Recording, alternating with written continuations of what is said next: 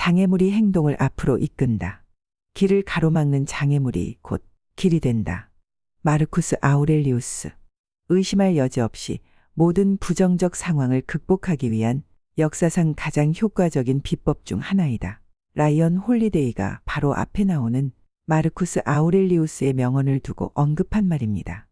홀리데이는 또 이렇게 말했습니다. 무슨 일이 일어나더라도 번영할 수 있는 것이 아니라 무슨 일이 일어나기 때문에 번영할 수 있게 하는 비법이다.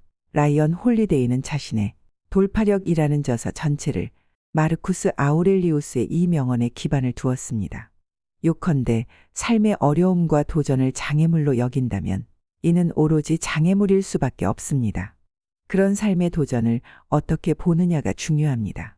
우리는 그 도전을 앞이 막힌 장애물로 볼 것인지 아니면 기회로 여기고 전진할 것인지를 선택할 수 있습니다. 모든 도전에는 성장을 위한 기회가 있습니다.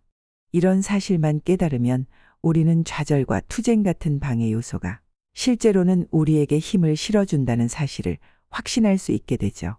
우리가 이미 예측한 장애물이 우리의 기술을 연마할 재료를 제공해 줄 것입니다.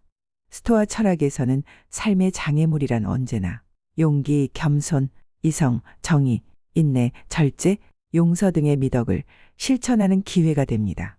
그 무엇도 우리가 이런 미덕을 실천하는 것을 막을 수 없죠. 미덕은 늘 우리가 통제할 수 있는 일이고 어떤 상황에서도 미덕으로 반응하는 일은 가능합니다. 그러므로 길을 가로막는 장애물은 앞으로 나아갈 길이 됩니다.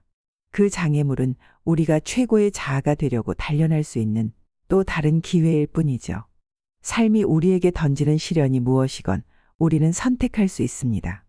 도전에 가로막힐 것인가 아니면 끝까지 싸울 것인가, 움츠러들 것인가, 성장할 것인가. 역경은 인간으로서 더 높은 차원에 도달하기 위한 발판입니다. 이런 기회가 없다면 우리는 성장할 수 없으며 지금의 모습 그대로 머무를 수도 없습니다. 불을 생각해 보세요.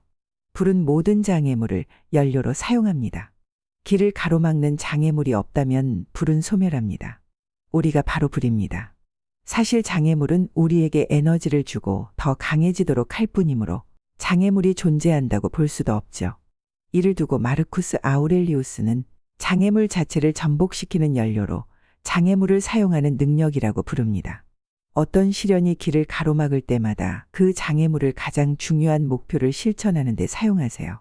우리가 그렇게 하는 것을 그 무엇도 방해할 수 없습니다.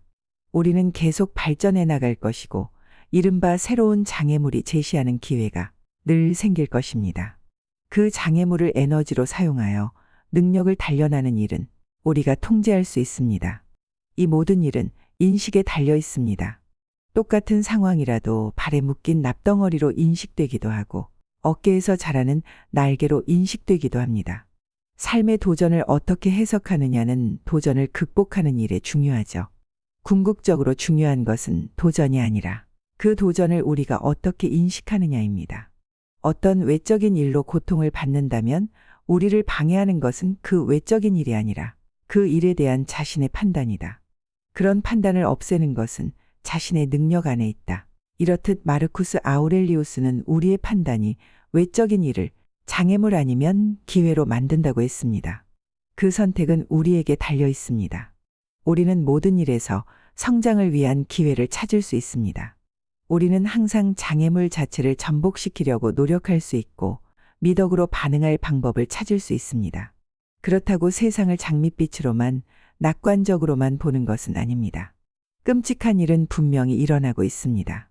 중요한 것은 우리가 늘 선택할 수 있다는 사실을 보여주는 일입니다. 상황이 불리하게 보일 때 우리는 머리를 모래 속에 처박고 현실을 외면할 수도 있고 고개를 들고 성장할 기회를 찾을 수도 있습니다. 우리는 시간이 지나면 더 나아지고 그 무엇도 자신을 흔들 수 없는 대단한 내적 평정심의 수준에 도달할 것입니다. 다시 말해 우리는 어떤 삶이 닥치더라도 효과적으로 대처할 준비가 되어 있을 것입니다.